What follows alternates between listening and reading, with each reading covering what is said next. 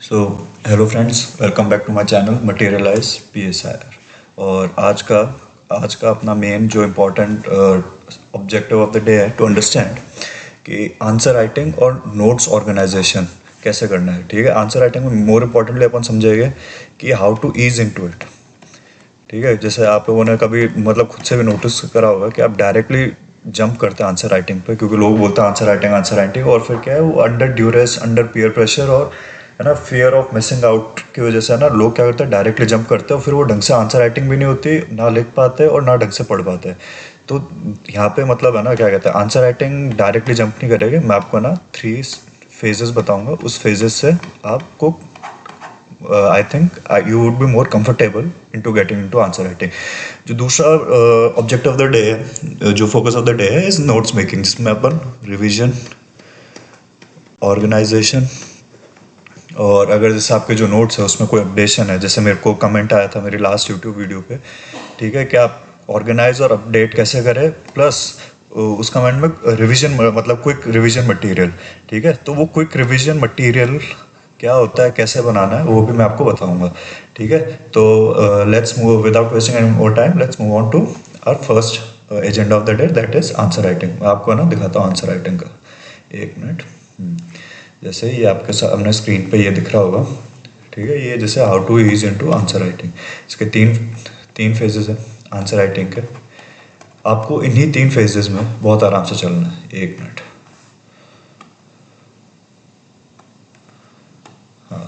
ये जो 3 फेजेस हैं, इसी को ही आपको फॉलो करना है, ताकि आप है ना एकदम डायरेक्टली जंप ना करके धीरे धीरे उस 3 फेजेस में समझिए आंसर राइटिंग कैसे करनी है आपको। तो जैसे मैं आपको बताता हूँ, जैसे आप ये देख सकते हैं।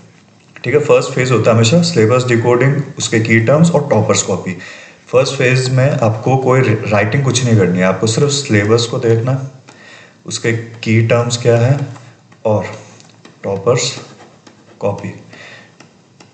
ठीक है, जिसके अंदर आप आंसर राइटिंग के स्ट्रक्चर को समझेंगे, उसमें क्या कहते हैं, टॉपर्स का राइटिंग स्टाइल समझेंगे, और मतलब आप देखेंगे कि कौन से टॉपर के साथ आप ज़्यादा बेटर समझ सकते हैं, क्योंकि हर टॉपर अपने हिसाब से लिखता है, और आप हर आदमी का ना क्या कहते हैं, जो माइंड है, जो प्रोसेसिंग है, ठीक है, वो अलग होती है। तो आप you will find a topper that suits your thinking और योर अंडरस्टैंडिंग बेटर। ठीक है, इसके अंदर आप क्या कहते हैं, सिलेबस के साथ उसके जो की टर्म्स है उसको भी अंडरस्टैंडिंग डेवलप करेंगे। ठीक है, ये होता है फर्स्ट फेज, इसके अंदर आपको कुछ भी नहीं लिखना है। सेकंड फेज ये होता है इंटरमीडिएटरी फेज, इसके अंदर आप जैसे देख सकते हैं आपको लिखा है फ्रेमवर्क्स, और ये होता है आपका क्विक रिवीजन मटेरियल। ठीक है, ये फ्रेमवर्क्स है ना, अभी मैं आपको ऊपर दिखाऊंगा कि जैसे मैंने कैसे बनाए थे, और ऐसे अगर आपको सही लगे तो आप भी अपना बना सकते हो।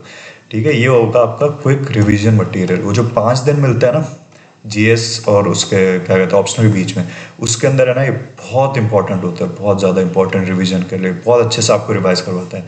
ठीक है, इसमें आपको क्या करना है, इसका 2 चीज़ें इसमें होता है, एक तो ब्रेन स्टॉर्मिंग। ठीक है, आपको इसके अंदर है ना ब्रेन स्टॉर्म करना है, ब्रेन स्टॉर्म PYQs। उस ब्रेन स्टॉर्मिंग में आपको कैसे करना है, एक तो सबसे इंपॉर्टेंट है आपको एग्जाम्पल्स। ठीक है, कि कोई भी जैसे आप है ना बैलेंस ऑफ पावर पढ़ रहे हो, ठीक है, तो बैलेंस ऑफ पावर का क्या आप एग्जांपल दे सकते हो, सिक्योरिटी डायलेमा क्या एग्जांपल दे सकते हो। ठीक है, तो बैलेंस ऑफ पावर के अंदर क्या कहते हैं, कोल्ड वॉर का डाल सकते हो। ठीक है, क्वाड का भी डाल सकते हो कि कैसे जो चाइनीज एग्रेशन की वजह से क्वाड का जो है प्रेजेंस इंक्रीज हो रहा है, तो वो it is creating a new security dilemma, new balance of power in क्या कहते हैं इंडो पैसिफिक। ठीक है, तो ये जो ब्रेन स्टॉर्म जब आप PYQs देख रहे होगे ना, और जब सिलेबस देख रहे होगे, तो ये आपको ऐसा सोचना है कि आपने जो भी टॉपिक पढ़ा उसको मन में सोचो कि इसको मैं कौन से करंट एग्जाम्पल से कनेक्ट कर सकता हूँ, इस थ्योरी को या इस पर्टिकुलर कॉन्सेप्ट को। तो ये ब्रेन स्टॉर्मिंग का एक पार्ट है। दूसरा पार्ट होता है इंटरलिंकेज। इंटरलिंकेज, ठीक है, इंटरलिंकेज एज इन कि आप है ना, जैसे मान लो कास्ट पढ़ रहे हो, ठीक है, जो कि आता है अपने इंडियन गवर्नमेंट पॉलिटिक्स में, इसको आप प्लेटो से कैसे कनेक्ट कर सकते हो। प्लेटो में जैसे होता है ना, प्लेटो थ्योरी ऑफ जस्टिस देता है कि फंक्शनल स्पेशलाइजेशन पे, तो कास्ट भी क्या है, जो ओरिजिन है कास्ट का वो भी फंक्शनल स्पेशलाइजेशन था। ठीक है, आप फिर प्लेटो की थ्योरी ऑफ जस्टिस को रॉल्स की थ्योरी ऑफ जस्टिस से कंपेयर या कॉन्ट्रास्ट कर रहे हो, तो ये ऐसे मतलब है ना इंटरलिंकेजेस होते हैं। आप ब्रेन स्टॉर्म करते हो, सोचते हो कि है ना डिफरेंट एस्पेक्ट्स कैसे है, तो ये आपको क्या हेल्प करेगी, आपको है ना क्या कहते हैं डायमेंशंस खोलने में हेल्प करेगी। ठीक है। और आपकी बेटर अंडरस्टैंडिंग, आपकी अंडरस्टैंडिंग को और बेटर करेगी। क्यों? क्योंकि अब आप है ना अच्छे से अपना दिमाग यूज करके सोच सकते हो कि क्या मतलब कौन सी चीज़ कहाँ से जुड़ सकती है और कौन सी चीज़ के अंदर क्या कॉन्ट्रास्ट और कंपेरिजन है। ठीक है। तो फिर उसके बाद जो मेन इंपॉर्टेंट होता है सेकंड के अंदर होता है स्ट्रक्चरल आंसर राइटिंग। ठीक है। स्ट्रक्चरल आंसर राइटिंग जैसे अपन जब है ना क्या कहते हैं ऑप्शन लिखते हैं ना, तो अपन पैराग्राफ्स में लिखते हैं। ठीक है, होता है पैराग्राफ्स। अपने को स्ट्रक्चरल आंसर राइटिंग लिखनी है अभी। ठीक है। स्ट्रक्चरल आंसर राइटिंग में ना, एक मिनट, स्ट्रक्चरल आंसर राइटिंग में आप अपना इंट्रो दोगे और सिर्फ मेन पॉइंट्स लिख दोगे। मेन पॉइंट्स, डायमेंशंस और कंक्लूजन। इसके अंदर आपको है ना क्या कहते हैं पूरा कोई पैराग्राफ लिखने की ज़रूरत नहीं। आपको एक बेसिक आइडिया देखना है, PYQ देखना है। ठीक है। PYQ देखा, उसका इंट्रो, मेन पॉइंट, डायमेंशंस और कंक्लूजन। आपको बस एक स्ट्रक्चर बना के रखना है कि अच्छा ये चीज़ें आएगी। जब आप थर्ड फेज होगा ना, third phase actual answer writing, और ये करना किस चीज़ पे, ये आपको PYQs पे करना है। ठीक है। इससे क्या होगा, आपकी PYQs भी हो जाएगी, ब्रेनस्टॉर्मिंग भी हो जाएगी, और एक आपको है ना एक स्टार्टिंग पॉइंट मिल जाएगा कि अच्छा मैं जब कोई भी आंसर लिखता है मतलब कोई भी पर्टिकुलर PYQ पे, तो ये मेरे डायमेंशंस होते हैं, ये मेरे मेन पॉइंट्स होते हैं, ये मेरा इंट्रो होता है, कंक्लूजन होता है। आपको कोई फुल फ्लेजेड जो एक्चुअल आंसर की तरह लिखने की ज़रूरत नहीं है। एक जैसे जैसे अपन रफ पेज पे लिखते हैं ना, एग्जैक्टली वैसे लिखना है आपको। जो थर्ड फेज होता है ना, थर्ड फेज होता है एक्चुअल आंसर राइटिंग का। आप जब फर्स्ट फेज में क्या कहते हैं अपना सिलेबस और टॉपर्स कॉपी देखते हो, सेकंड फेज में आप अपना फ्रेमवर्क तैयार करते हो, ब्रेनस्टॉर्मिंग करते हो और एग्जांपल्स और डायमेंशंस तैयार करते हो। ठीक है। और उसे एक स्ट्रक्चर आंसर मतलब है ना एकदम स्ट्रक्चर आंसर राइटिंग में रखते हो कि ठीक है बस अपने को ये स्ट्रक्चर है, स्ट्रक्चर के अंदर इंट्रो, मेन पॉइंट्स और कंक्लूजन, इसमें पॉइंट्स लिखने हैं। जो एक्चुअल आंसर राइटिंग होती है ना, जो आप एग्जैक्टली पेपर में लिखोगे वैसी, वो होती है आपकी टेस्ट सीरीज। ठीक है। तो PYQs आप घर पे बैठ के प्रैक्टिस किया करो। टेस्ट सीरीज होती है जहाँ पे आप अपना एक्चुअल इम्प्लीमेंट करते हो, एक्चुअल इम्प्लीमेंटेशन। तो जो भी आपने घर पे पॉइंट्स सोचे थे, ब्रेनस्टॉर्म करे थे, ठीक है, या फिर ऐसे कोई स्ट्रक्चरल फ्रेमवर्क्स बनाए थे, तो वो आप है ना जाके असल पेपर में कैसे लिखोगे। आप जो भी टेस्ट लिखते हो, टेस्ट सीरीज ज्वाइन करते हो कोचिंग्स वगैरह की, तो उसमें आप ये ऐसे लिखोगे। तो थर्ड फेज होता है वो एक्चुअल आंसर। अब देखो ना, आप डायरेक्ट अगर जंप करोगे ना, तो ना आप ब्रेनस्टॉर्म कर पाओगे, ना आप है ना डायमेंशंस बना पाओगे, ना आप खोल पाओगे। तो है ना आंसर राइटिंग को है ना बहुत इजी गोइंग में लो, एकदम से सब कुछ करने की कोशिश मत करो। और है ना क्या कहते हैं ऐसे फेजेस में डिवाइड करो। फर्स्ट फेज में आप सिलेबस और टॉपर्स कॉपी देखो, अपना एक पर्टिकुलर टॉपर ढूंढो जिसको आप समझ सकते हो। सेकंड फेज में आप फ्रेमवर्क्स बनाओ, ये फ्रेमवर्क्स मैं भी आपको दिखाऊंगा कैसे करना है। ठीक है। और थर्ड फेज होता है आप कोई भी एक टेस्ट सीरीज ज्वाइन करो जो आपको ठीक लगती हो, किसी की भी है, मतलब मार्केट भरा पड़ा है टेस्ट सीरीज से, कोई भी एक टेस्ट सीरीज ज्वाइन करो। जो फ्रेमवर्क और जो ब्रेनस्टॉर्मिंग आप PYQ को यूज करके घर पे प्रैक्टिस कर रहे हो, उसको एक्चुअली में इम्प्लीमेंट करो। ठीक है। अगर खराब होगा तो आपको उस हिसाब से रिव्यू मिल जाएगा, अच्छा होगा तो उस हिसाब से रिव्यू, मतलब you would get to know कि आप जो सोच रहे थे, जो आप करना चाह रहे थे, वो सही में एक्चुअली इम्प्लीमेंटेशन हो रहा है या नहीं हो रहा। अगर हो भी रहा है तो सही प्रोसेस है कि नहीं है। ठीक है। वो थर्ड फेज में होता है। तो इसको ऐसे 3 फेजेस में करोगे तो आप आराम से कंफर्टेबल होगे अपने आंसर राइटिंग में। ठीक है। Instead of directly jumping into answer writing. ठीक है। अब मैं आपको ना जो फ्रेमवर्क्स है ना मैं समझाता हूँ कैसे। जैसे कि ये फ्रेमवर्क्स है ना मैंने बनाए थे, तो जैसे कि ताकि है ना मतलब क्या कहते हैं मेरे को जैसे क्विक रिवीजन मटेरियल, ठीक है, क्विक रिवीजन भी हो जाए। क्योंकि जैसा आप जानते हो PSI बहुत वास्ट है, और 5 दिन के अंदर पूरा PSI रिवाइज करना बहुत डिफिकल्ट हो जाता है। तो इंस्टेड कि वो 5 दिन के अंदर नोट से रिवाइज करना, I use to revise my PSI from these frameworks.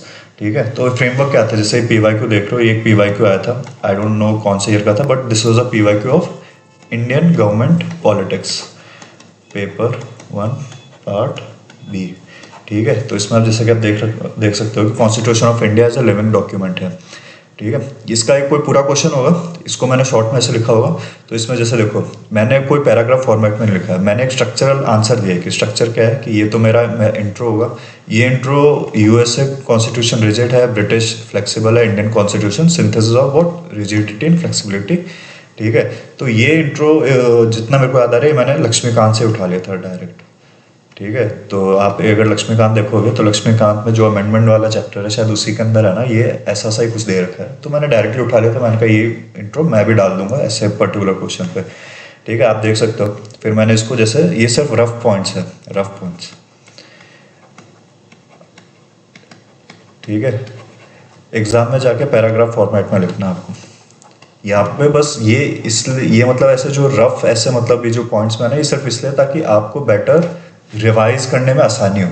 ठीक है, क्योंकि अगर आप इनको रफ पॉइंट्स में अभी लिख के रखोगे, मतलब पैराग्राफ फॉर्मेट में अभी लिख के रखोगे ना, तो रिवाइज करना मुश्किल हो जाता है। पर ऐसा आप है ना पॉइंट्स पॉइंट्स में खोल खोल के लिख के रखोगे ना, तो आपके क्या है, याद करना आसान रहेगा, रिवाइज करना आसान रहेगा। जब एक्चुअल पेपर में जाओ भले रफ पैराग्राफ में लिखो। ठीक है, क्योंकि अपन यूजुअली देखते टॉपर्स कॉपी में भी पैराग्राफ्स होता है, और सब मार्केट में भी सब ये सजेस्ट करते हैं कि पैराग्राफ फॉर्मेट ही ज़्यादा सूटेबल है ऑप्शनल के लिए। तो सो डोंट टेक रिस्क। ठीक है, तो आप ऐसे मतलब अपने रफ में ऐसे पॉइंट्स में लिख लो और जाके इसे सीधा पैराग्राफ में कन्वर्ट कर दो। ये यहाँ पे पॉइंट्स में क्यों लिख रहे हैं, ताकि इजी टू रिमेंबर और इजी टू रिवाइज। इसलिए यहाँ पे इसलिए यहाँ पे मैंने यहाँ पर मैंने क्या कहते हैं पॉइंट्स के अंदर लिख रखा है।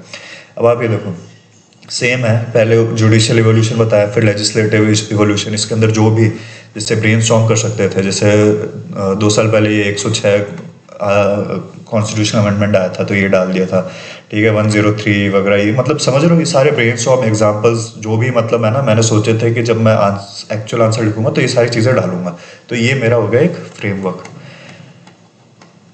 ठीक है, ये तो हो गया फ्रेमवर्क। आपको अब ये देखो, ये सेम चीज़ है ना, आपको सारे उसमें करनी है। जैसे decline of left parties in India आ रही है।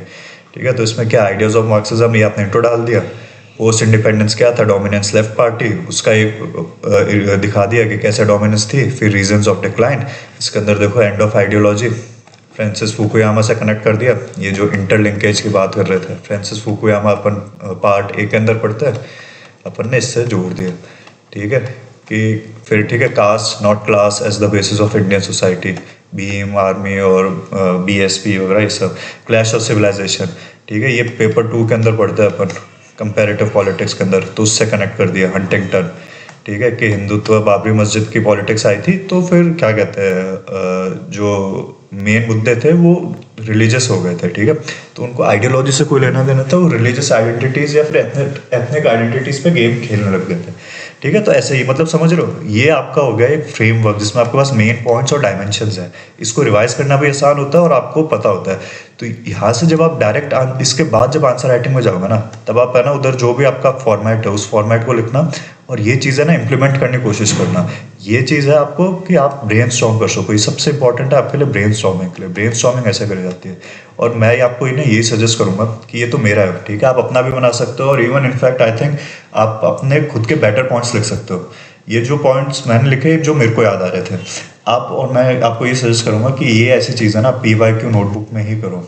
ठीक है, जो आंसर राइटिंग नोटबुक है ना, PYQs और आंसर राइटिंग नोटबुक्स में करो SHGC फॉर्मेट में, और इसी फॉर्मेट में रिवाइज कर लेना। ऑलमोस्ट आपके सारा कंटेंट है ना PSIR का ऐसे रिवाइज हो जाएगा, ऑलमोस्ट सारा सिलेबस। ठीक है, और ऐसे बना के रख लो, it's a very good practice. और ठीक है, इसमें ज़्यादा टाइम भी नहीं लगता, और आपके बना इस चीज़ के अंदर ना प्रेशर भी नहीं आएगा। क्यों? क्योंकि आप रिलैक्स माइंड से बैठ के पॉइंट्स सोच रहे हो, पॉइंट्स लिख रहे हो। ठीक है, तो आपके पास कोई प्रेशर भी नहीं, और you will feel more productive when you do this. ठीक है, अब सेम देखो, आगे देखते हैं। ये देखो एक और मैंने बना रखा है, जैसे 20 मार्कर है।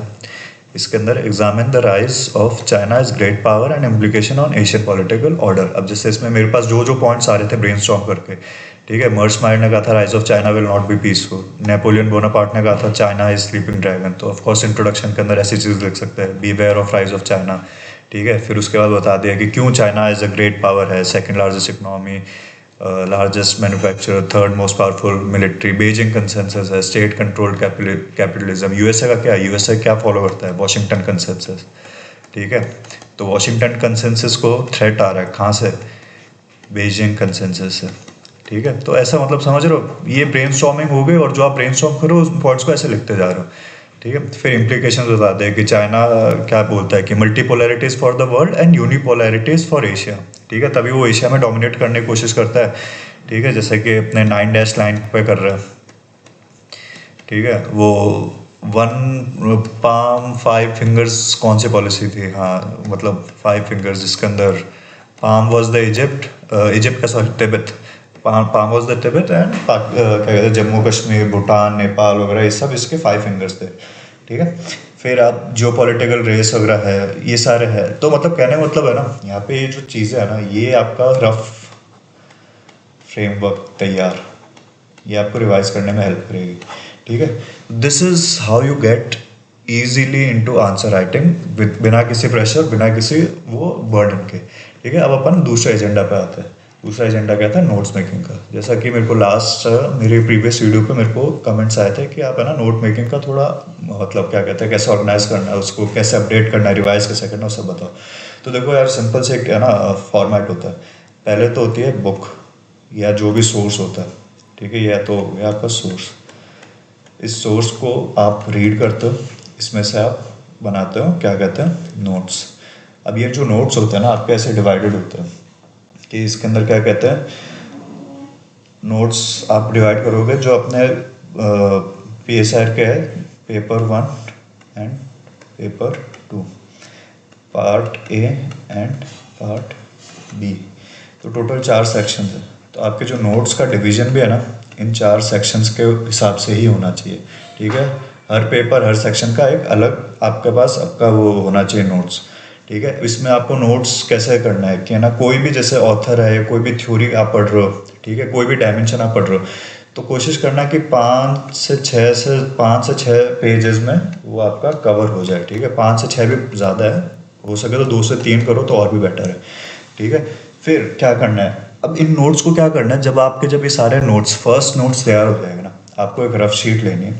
जब आप रिवाइज कर रहे हो, ये आपके हो गए नोट्स और ये हो गई आपकी रफ शीट। ठीक है, तो जब आप अब नोट्स रिवाइज कर रहे हो तो आपको क्या करना है कि इधर है ना ऐसी चीज़ें लिखनी है। ठीक है, जैसे मान लो कोई इंट्रो कंक्लूजन का कोई अच्छा मटेरियल मिल गया आपके एक्चुअल नोट्स से, या फिर एग्जांपल्स आप ब्रेनस्टॉर्म कर रहे हो, जैसे कि आप मान लो कोई भी थ्योरी या कोई भी स्कॉलर पढ़ रहे हो और आपको स्कॉलर की थ्योरी या आइडिया से कोई एग्जांपल याद आ रहा है, तो एग्जांपल लिख लिया, या फिर इवन आपने यहाँ पे नोट्स में कोई एग्जांपल लिखा हुआ है तो उसको यहाँ पे साइड पे लिख लो। ठीक है, और क्या कर सकते हैं, हाँ, एक जैसे कोई डेटा है या फिर आपको कोई चीज़ श्योर नहीं है, अनश्योर चीज़ है कि आपने जो नोट्स में लिखी हुई कि आपने वो सही लिखी कि नहीं, तो आप उसको वेरीफाई करो, वेरीफाइड यूजिंग गूगल और क्या कहते हैं AI। ठीक है, तो ये साथ में है ना, अपना लैपटॉप या मोबाइल साथ में रखा करो जब आप ये नोट्स रिवाइज कर रहे हो, कि आपको कोई चीज़ वेरीफाई भी करनी है ना, तो या अपडेट करनी है तो उस चीज़ से हो जाएगी। ठीक है, और क्या करना है इसमें, हाँ, कोट्स, कोई आपके नोट्स के अंदर कोट्स लिखे हुए। ठीक है, तो जब आप रिवाइज करोगे ना और सेपरेट शीट पे, यहाँ पे मेन पॉइंट्स नहीं लिखना है आपको, यहाँ पे पूरा पूरा as it is copy paste नहीं करना है। यहाँ पे जैसे ऐसी चीज़, कोई कोट्स, इंटरेस्टिंग कोट है जिसको आप इंट्रोडक्शन या कंक्लूजन में यूज़ कर सकते हो, कोई आपको एग्जाम्पल याद आ रहा है, कोई डेटा है या फिर कोई फैक्ट है। ठीक है, तो वो एक चीज़ है ना, ऐसे ऐसे इधर लिखते रहो, तो इससे आपका रिवाइज भी हो जाएगा, इससे आपका एक है ना क्या कहते हैं, एक अलग कंटेंट तैयार हो जाएगा। ठीक है, जिससे आपके पास है ना क्या कहते हैं, एक अच्छा खासा ना वो फैक्चुअल सोर्स हो जाएगा, जो आप है ना बीच बीच में यूज़ कर सकते हो अपने आंसर को और ज़्यादा इम्पैक्टफुल बनाने के लिए। अब ये चीज़ है ना, मैं आपको अपने जैसे मैंने बनाए थे वो उनका दिखाऊंगा, तब आपको और भी बेटर समझ में आ जाएगा। फॉर एग्जांपल जैसे आप देख सकते हैं कि जैसे ये पहले है रियलिस्ट अप्रोच। ठीक है, रियलिस्ट अप्रोच में मैंने सिर्फ इंपॉर्टेंट पॉइंट्स लिखे। ठीक है, just state, anarchy, survival, self help. ठीक है, इन सबको मतलब जब आप करो तो ऐसे मार्क भी कर सकते हो, जैसे मैंने मार्क कर रखे हैं, जिसे मैंने ब्लैक पेन यूज़ कर रहा है इनको ऐसे ऐसे हाईलाइट करने के लिए। ठीक है, जितने भी इंपॉर्टेंट ऑथर्स हैं उन्होंने क्या बोला, उनकी अप्रोच क्या थी वो।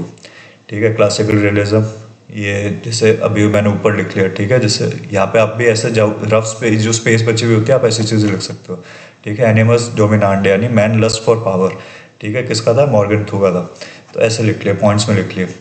ठीक है, फिर इसके क्रिटिसिज्म, मतलब समझ रहे हो, आपको बहुत इजी गोइंग नोट्स बनाना है। तो ये कितने हैं, मेरे ख्याल से ये हो गया। फिर जैसे मर्समायर आ गया, मर्समायर का जो एनार्की का जो था, सेंस ऑफ इनसिक्योरिटी, क्यों, uncertainty about the intentions of other state.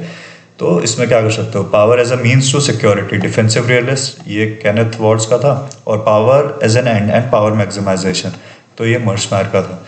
समझ रहे हो, तो ये ऐसे नोट्स आपको ना ऐसे स्ट्रक्चर में बनाना था आपको, ताकि आपको है ना उनके पीछे के कॉन्सेप्ट याद रहे और उनको आप इजीली इम्प्लीमेंट कर सको। अब आगे देखो, ये आ गया मर्समायर वगैरह, ये सब आ गए। ठीक है, अब जैसे आपने एग्जांपल्स लिखे, जैसे यहाँ पे वर्ड्स बोलते हैं कि power maximization proves to be dysfunction because it triggers a counter balancing coalition of states. तो सेम इसका समझा दो, rise of Quad in response to Chinese aggression in Indo Pacific. ठीक है, कि चाइना एग्रेसिव हो रहा था इंडो पैसिफिक में, तो उसका जो क्या कहते हैं बैलेंस क्या था, काउंटर बैलेंस था कॉर्ड। ये हो गया आपका एग्जांपल भी आ गया, आपने क्या कहते हैं जो थ्योरेटिकल आर्गुमेंट था उसको आपने करंट लाइफ या करंट रियलिटी से जोड़ के समझा दिया। अब देखो, अब जैसे है ना, ये आप देख रहे होगे, ये है मेरी रफ शीट, ये मेरी रफ शीट थी। तो जब मैं रियलिज्म रिवाइज कर रहा था ना, तब मैं ऐसे पॉइंट्स लिख रहा था कि एनआरकी को कैसे लिखना है, failure of UN in UK, Ukraine, sorry Ukraine है, ठीक है, गाजा एंड वॉर, ठीक है, कि यूएन इंटरवीन नहीं कर सका तो वो मतलब एक एनआरकी ही हो गया, ठीक है, क्योंकि यूक्रेन और गाजा वॉर के अंदर यूएन फेलियर था। सेल्फ हेल्प था, सेल्फ हेल्प का एग्जांपल क्या था, नैम हो गया, टू स्टेट पॉलिसी हो गई, ठीक है। Human nature, Russian annexation of Crimea, ठीक है, पावर सीकिंग, ठीक है, क्योंकि पावर सीक करनी थी, पावर इंक्रीज करनी थी, तो उन्होंने क्राइमिया को इंक्रीज मतलब एनेक्स कर लिया। ईरान जो न्यूक्लियर प्रोग्राम अपना रन कर रहा है, वो क्या है, ह्यूमन नेचर क्या है, human nature is power seeking, ठीक है। तो आपको ऐसे ही करना है, जीरो सम गेम्स, जो जो की टर्म्स आ रहे थे ना, उनके मैंने ऐसे एग्जांपल्स लिख लिए थे जब मैं रिवाइज कर रहा था रफ शीट पे। Security dilemma, rise of quad, ये बैलेंस ऑफ पावर भी है, नेटो एक्सपेंशन भी वो सिक्योरिटी डायलेमा से जोड़ सकते हैं। बैंड वैगनिंग क्या होता है कि नेटो क्वाड, ये भी बैंड वैगनिंग है, ठीक है। बैंड वैगनिंग क्या होता है, जब smaller states alliance with bigger states for security purposes, security, इसे बैंड वैगनिंग बोलते हैं, ठीक है। तो जो भी है आपको है ना, ये ऐसे रफ शीट के अंदर ऐसे तैयार करना है। जैसे ये हो गया न्यू क्या कहते हैं, क्लासिकल रियलिज्म हो गया, जिसके अंदर बोलते हैं कि डोमेस्टिक पॉलिटिक्स भी है ना आईआर के अंदर बहुत ज़्यादा इंपॉर्टेंट होती है। तो डोमेस्टिक पॉलिटिक्स क्या है, इसका मैंने जैसे एग्जांपल लिया है कि जो पब्लिक ओपिनियन ऑन पाकिस्तान है ना, वो इंडिया की फॉरेन पॉलिसी को शेप करता है, ठीक है। और दूसरा एग्जांपल है public opinion on China shapes US foreign policy, ठीक है। तो ये आपके रिफ्लेक्ट करता है कि कैसे जो डोमेस्टिक पॉलिटिक्स हैं वो आपके जो डिप्लोमेसी है दूसरे स्टेट के साथ, जो इंटरनेशनल रिलेशन है उनको कैसे शेप करती है। वो न्यू क्लासिकल रियलिज्म है, और ये ऐसे एग्जांपल्स लिखिए, ठीक है। तो ये हो गए आपके नोट्स, ये हो गई आपकी रफ शीट। नोट से जो भी इम्पोर्टेंट एग्जाम्पल, इंट्रो, कंक्लूजन, मतलब जो मटेरियल जो आप सोच सकते हो कि इंट्रो कंक्लूजन में यूज़ कर सकते हो, कोट्स, फैक्ट्स, ये सब है ना आप इधर उतारते रहोगे, ठीक है। ये तो हो गए आपके मेन नोट्स, ये आपके हो गए रफ शीट, ये हो गया आपका क्विक रिवीजन मटेरियल। जब वो 5 दिन मिलेगा ना, तो ये जो क्विक रिवीजन मटेरियल है ना, ऐसा मटेरियल, ये बहुत बहुत हेल्प करेगा, ठीक है, ताकि आपको पूरा का पूरा वापस सिलेबस ना करना पड़े। इंपॉर्टेंट चीज़ें देखें, की टर्म्स देखें, एग्जाम्पल्स देखें, ठीक है, और ख़त्म। क्योंकि यही चीज़ है ना, यही मटेरियल आप आंसर शीट में लिख के आओगे, अपने आंसर में लिख के आओगे कि थ्योरी थी, उसका एक एक्सप्लेनेशन था, उसके एग्जाम्पल्स थे, ठीक है। आगे चलते हैं, और क्या है, तो यही चीज़ करनी है। अब जैसे ये देखो प्लेटो का है, इसमें आपने इंपॉर्टेंट जो भी थे प्लेटो के टेनेट्स थे, वो सब ऐसे 5 से 6 पेजेस में लिख लो, ठीक है। जैसे मैंने लिख रखा था, philosophical idealism, justice, anti democratic, criticism of democracy. अब ये देखो, आपकी क्रिटिसिज्म ऑफ डेमोक्रेसी है, जो ये जो पॉइंट्स है आप कहीं भी यूज़ कर सकते हो, ठीक है। कोई से भी जो भी डेमोक्रेसी से रिलेटेड क्वेश्चन होगा, ये सेम पॉइंट्स आप उधर भी यूज़ कर सकते हो, ठीक है।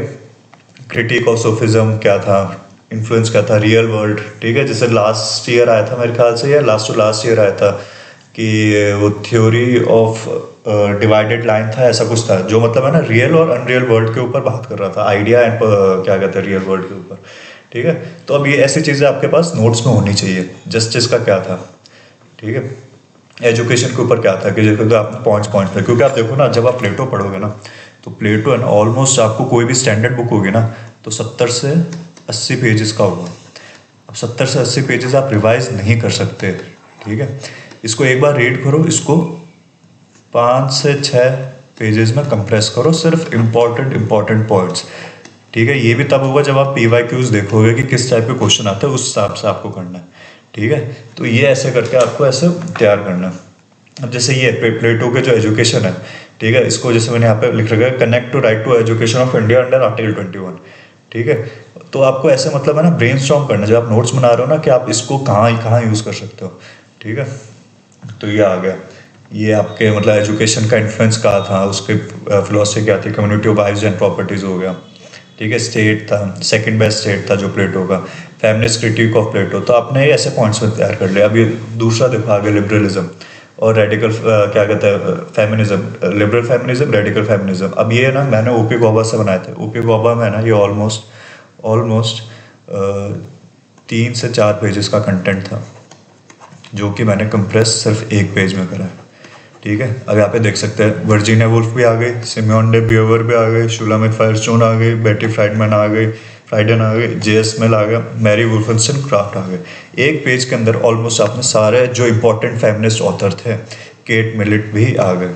ठीक है, अब कोई भी फेमिनिज्म से रिलेटेड क्वेश्चन आएगा तो पूरा जो कंटेंट है ना ये एक ही पेज में है, यहाँ से कुछ ना कुछ तो निकल ही आएगा। ठीक है, कोई भी फेमिनिज्म से रिलेटेड क्वेश्चन आएगा वो यहाँ से आपका कंटेंट निकल जाएगा। तो ये आपको ऐसे समझ रहे हो, ऐसे डिवाइड करके एक उसमें कर सकते हो। ये हो गई आपकी वापस रफ शीट। ये मेरी रफ शीट थी जिसके अंदर मैं कुछ भी मेरे जो एग्जाम्पल, कोट्स, इंट्रो, कंक्लूजन्स या इम्पॉर्टेंट फैक्ट्स ऐसे लिख लेता था। ठीक है, जैसे ये एक है ना, आप देख सकते हैं वादे वादे जायते तत्वबोध, ये एंशिएंट इंडियन सेइंग है, ये थी ओपी गौबा के अंदर मेंशन्ड है, वहाँ से उठाई थी मैंने। तो ये क्या बोलते हैं, it is through the articulation of diverse opinions that truth would be finally revealed. ठीक है, तो इसका जो इम्प्लीकेशन अभी देखो, मैंने ब्रेनस्टॉर्म करा कि इस चीज़ को है ना या एज ए इंट्रो या एज ए कंक्लूजन में कहाँ कहाँ यूज़ कर सकता हूँ। ठीक है, जो डायलेक्टिक्स है प्लेटो वाले या फिर हीगल वाले, इवन हाँ हीगल, प्लेटो और हीगल वाली जो डायलेक्टिक्स है उसके अंदर यूज़ कर सकता हूँ। जेएस मिल है, ठीक है, क्योंकि ये सोक्रेटिक ट्रेडिशन है ना, सोक्रेटिक ट्रेडिशन के साथ फॉलो अप करता है। क्या बोलता है कि आप बात करो, बात करेंगे, डायलॉग करेंगे, ठीक है, तो उसका क्या कहते हैं आर्ग्यूमेंट, प्रो और अगेंस्ट आर्ग्यूमेंट होगा, उससे अपने को फाइनली ट्रूथ रिवील होगा। ठीक है, जेएस मिल के अंदर कर सकते हैं। जेएस मिल क्या बोलता है, freedom of speech and democracy creates a suitable way of living, जो भी है। ठीक है, डेलिब्रेटिव डेमोक्रेसी जो अपन डेमोक्रेसी के अंदर पढ़ते हैं वो है।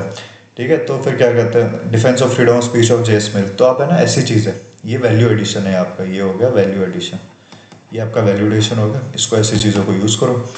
ठीक है, फिर ये जैसे हो गया हिस्टोरिकल अप्रोच आ गया, किसी ने कोई कोटेशन आ गया, जैसे ये है, ये आ गया history is past politics, politics is present history. ठीक है, हिस्टोरिकल अप्रोच आपके कंपैरेटिव पॉलिटिक्स में होगी, तो उसके ऊपर अगर आपको कोई कोटेशन है तो ऐसे है। तो ये रफ शीट है, तो रफ शीट में मैंने ऐसे कोटेशंस वगैरह, इंट्रोडक्शन, कंक्लूजन तैयार करके रख लिए। ठीक है, जैसे हैना आर्डेंट का है, हैना आर्डेंट का ये जो स्ट्रक्चरल डायग्राम है ना, ये भी उपयोग होगा में। ठीक है, तो इसने बता दिया अथॉरिटी और पावर में क्या डिफरेंस होते हैं। अथॉरिटी होता है command obedience relationship, power belongs to people. ठीक है, अब ये क्या, अब ये जब ऐसे स्ट्रक्चर्स तैयार हो गए ना तो रिविजन करने में आसान हो गए, instead of reading whole pages of paragraphs, whole paragraphs and pages. ठीक है, ऐसे तैयार कर कर लो, ये आपके रफ शीट है, ये लास्ट मोमेंट पे आपको अच्छा क्या कहते हैं रिवीजन करवा देगी। सेम, ठीक है, जैसा कि आप देख सकते हैं ये एलिटिस्ट थ्योरी का मैंने इलस्ट्रेशन डाले, यहाँ पे आपको मतलब दिख नहीं रहा होगा, थोड़ा सा फेड हो गया। ठीक है, जैसे क्रिटिसाइजिंग एलिटिस्ट का क्रिटिसिज्म क्या है कि है ना, क्या कहते हैं, विड्रॉल ऑफ यूएस से from Vietnam due to public discontent. तो ये एक एग्जांपल हो गया जहाँ पे अपन बता रहे कि masses control the real power, not the elites. ठीक है, और इलस्ट्रेशन सपोर्टिंग एलिटिस्ट, अपन जहाँ पे एलिटिस्ट कैसे बता रहे हैं कि जैसे dropping of nuclear bomb over Japan, it was an elitist decision, वहाँ पे मासेस का कोई कंसेंसस नहीं था। तो ये बता रहे कि एलिट्स कैसे कंट्रोल करते हैं। समझ रहे हो, टू कॉन्ट्रास्टिंग एग्जाम्पल्स। तो ये होगा। ठीक है, तो ये मतलब है ना मोटा मोटा सब आपको ऐसे ऑर्गेनाइज करना है। एक बार मैं आपको वापस है ना अच्छे से बता देता हूँ। ठीक है, कुछ भी नहीं करना है आपको, ये नोट्स लेना है, ये आपके मेन नोट्स हो गए, ये हो गई रफ शीट रिवाइज करते टाइम। इसमें जो इंपॉर्टेंट चीज़ें है, ये ऐसी चीज़ें है जो आपके आंसर को इम्पैक्टफुल बनाएगी, वो यहाँ पे उतारते रहो। ठीक है, इसमें आप अपडेट भी कर सकते हो। अगर आपको लगता है कि यार कोई फैक्ट है मैं श्योर नहीं हूँ या मेरे नोट्स में शायद गलत होगा, यूज़ इंटरनेट। ठीक है, कुछ एग्जाम्पल्स तैयार करने हैं, तो जो भी आप की टर्म्स यहाँ पे पढ़ रहे हो, कोई भी थ्योरी यहाँ पे पढ़ रहे हो, तो उसके एग्जाम्पल्स यहाँ पे साथ में तैयार करते रहो। ठीक है, आप फोन, मोबाइल, लैपटॉप कुछ भी यहाँ पे रेडी रखो, इंटरनेट का यूज़ करो। ठीक है, चैट जीपीटी का यूज़ करो, अगर कुछ भी ढंग से उसमें नहीं मिल रहा तो चैट जीपीटी पे एज इट इज डालो कि मेरे को इस थ्योरी का क्या कहते हैं, मान लो क्या कहते हैं रियलिज्म का, आप चैट जीपीटी पे डालो रियलिज्म का प्रेजेंट एग्जाम्पल, चैट जीपीटी आपको अपना बना के देगा। ठीक है, उस चीज़ को यहाँ पे लिख लो। तो आपको ऐसे करना है। ठीक है, आंसर राइटिंग में भी जो ऊपर अपन ने करी थी, आंसर राइटिंग में भी आपको तुरंत नहीं करनी, 3 स्टेजेस। ठीक है, first syllabus and toppers copy. ठीक है। सेकंड, फ्रेमवर्क्स जो मैंने आपको दिखाए थे वैसे। और थर्ड, टेस्ट सीरीज। ठीक है। तो this is how you manage both answer writing and notes organization. ठीक है। तो मैं आपको ये सब है ना, मेरे टेलीग्राम चैनल है, उस पर अगर आप लोगों को चाहिए होगा तो मैं ये सब शेयर कर दूंगा। बट मेरी एडवाइस ये रहेगी कि आप है ना अपने ही नोट्स बनाना। ठीक है। Make your own notes. Mostly लोग क्या करते हैं कि है ना, टॉपर्स के नोट्स होते हैं ना, उन्हीं को प्रिंट करा लेते हैं। ठीक है। तो उसमें क्या होगा, आपको बिल्कुल समझ नहीं आएगा और ना आपको याद रहेगा। Make your own notes, toppers के भी नोट्स लेके आते हो प्रिंट करा के, तो उनमें से कोई अच्छी चीज़ जो लगे वो उठा के अपने नोट्स में इंटीग्रेट कर दो, but do not rely solely on that. And most importantly PYQ के फ्रेमवर्क्स बना के रखो। वो भी क्या कहते हैं, UPSC वाली, वो आंसर कॉपी में। ठीक है। बहुत हेल्प करेगी आपको ये ब्रेनस्टॉर्मिंग और क्विक रिवीजन मटेरियल में। ठीक है। Brainstorming plus quick revision material. मैं आपको फिर से एक बार वो PYQ वाला दिखाई देता हूँ, और मैं अपने क्या कहते हैं टेलीग्राम चैनल पे भी ये शेयर कर दूंगा, तो जिससे आप है ना अपने खुद के भी फ्रेमवर्क्स बना सकते हो। देख लो ऐसे, ये फ्रेमवर्क्स आपको ऐसे तैयार करने हैं पॉइंट्स के अंदर। ऑफकोर्स जब आप टेस्ट सीरीज दे रहे होगे तब उसको पैराग्राफ फॉर्मेट में, जो भी आपका ऑप्शनल का फॉर्मेट है, उस ऑप्शनल फॉर्मेट में डाल के यूज़ करो। ठीक है। ये ऐसे आपको एक रफ आइडिया है, समझ रहे हो कि क्या क्या क्या क्या पॉइंट्स डालोगे, क्या क्या इंट्रो कंक्लूजन आप तैयार कर सकते हो, उसे कैसे कनेक्ट कर सकते हो, क्या इंटरलिंकेजेस है, समझ रहे हो। तो ऐसे आपको है ना ये सारी चीज़ें तैयार करनी है। तो फ्रेंड्स, आज के लिए इतना ही था। I think I was able to help you regarding both answer writing and notes organization. And if you really like my content, please like, share and subscribe. और ये सारा जो अगर होगा तो नीचे टेलीग्राम का लिंक भी होगा। If you like my content, please join my Telegram as well. Thank you very much.